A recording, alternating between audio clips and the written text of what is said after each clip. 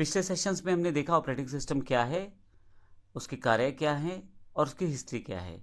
इस सेशन से हम बात करने वाले हैं टाइप्स ऑफ ऑपरेटिंग सिस्टम के बारे में।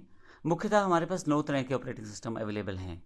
Batch processing operating system, single user operating system, multi user operating system, time sharing operating system, multitasking operating system, embedded operating system, real time operating system, distributed operating system और network operating system. इन सब की जानकारी हम इस session में बारी बारी से लेते हैं। सबसे पहले बात करते हैं सबसे पहले टाइप के ऑपरेटिंग सिस्टम, जो कि पुराना था, अब प्रयोग में नहीं है, बैच प्रोसेसिंग ऑपरेटिंग सिस्टम। इसमें एक यूज़र रहता है, एक से अधिक यूज़र हो सकते हैं। जैसे यहाँ पे एक राइट साइड पे पिक्चर दी गई है, लेकिन मुख्यतः जो यूज़र रहता है वह अपनी जो कार्य है उनको एक जॉब के रूप में एक ऑपरेटर को दे देता है। यहाँ पे डायरेक्ट यूज़र ऑपरेटिंग सिस्टम से कार्य नहीं ले सकता, इसलिए वह ऑपरेटर को अपने सभी कार्य दे देता है। ऑपरेटर एक स्पेशल पर्सन है जो कि जानता है कि किस तरह से बैच प्रोसेसिंग ऑपरेटिंग सिस्टम को प्रयोग किया जा सकता है, उसे कैसे ऑपरेट किया जा सकता है। इस कारण से user directly batch processing operating system से कार्य न लेके अपना जो कार्य है वो ऑपरेटर को दे देता है। ऑपरेटर इस तरह के काफ़ी सारे यूज़र से ली गई सभी एक जैसी टास्क को एक बैच के रूप में बना लेता है, बांध लेता है।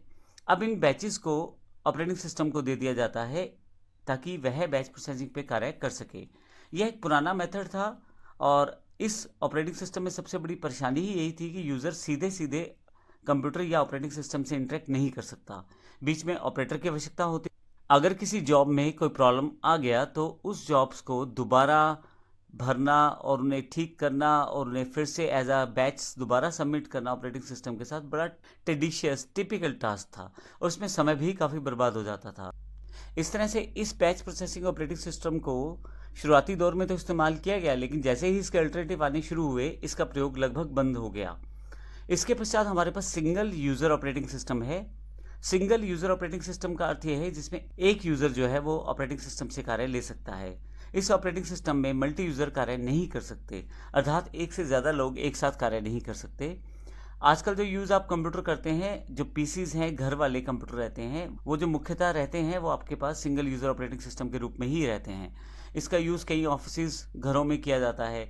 जब आपको कोई काम करना है आप कंप्यूटर के सामने बैठते हैं और कर लेते हैं। यह एक तरह से सिंगल यूज़र ऑपरेटिंग सिस्टम का ही उदाहरण है। मल्टी यूज़र ऑपरेटिंग सिस्टम ऐसा सिस्टम होता है जिसमें एक से अधिक लोग एक टाइम पे उस ऑपरेटिंग सिस्टम का प्रयोग कर पाएँ। अब वो ऑपरेटिंग सिस्टम का प्रयोग करते हुए सैकड़ों यूज़र भी एक साथ अपना अपना कार्य कर सकते हैं।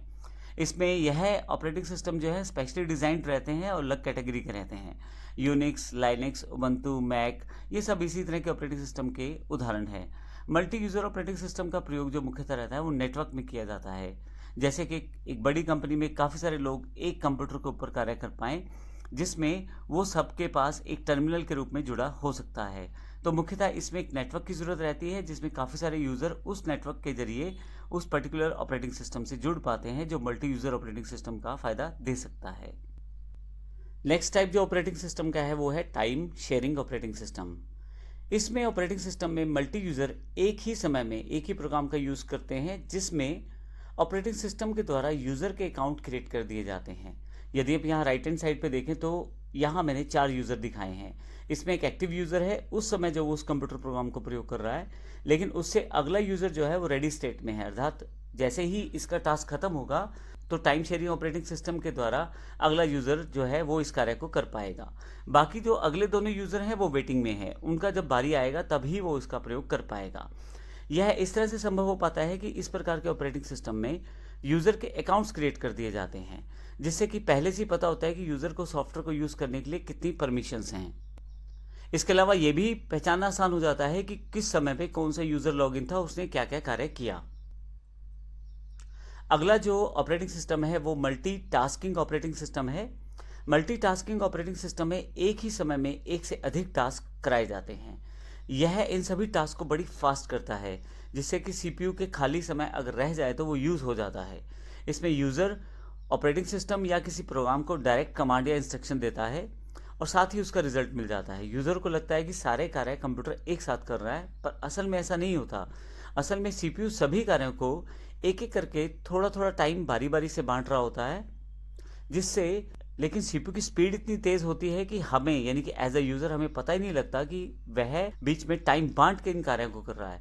हमें ऐसा लगता है कि कार्य एक साथ ही साथ साथ चल रहे हैं, क्योंकि सीपीयू की स्पीड बहुत फास्ट होती है, वह बड़ी तेज़ी से इन सभी कार्यों को कर देता है, जबकि यूज़र जो ऑपरेटिंग सिस्टम का प्रयोग करता है उसे लगता है कि सभी कार्य जो हैं वो एक साथ किए जा रहे हैं, जबकि सीपीयू जो है इन सभी कार्यों को बारी बारी से कर रहा होता है। इसमें जैसे एग्जाम्पल के लिए मैंने एक सिस्टम पे गाने लगा लिए जिसमें मैं गाने सुन रहा हूँ, साथ ही टाइपिंग का काम मैं करना चाहता हूँ तो टाइप कर रहा हूँ साथ साथ। एक मैंने गेम भी डाउनलोड लगा ली है और साथ में इंटरनेट का प्रयोग भी कर रहा हूँ। तो इस तरह से मल्टीटास्किंग ऑपरेटिंग सिस्टम में एक से अधिक टास्क आप बड़ी आसानी से कर पाते हैं।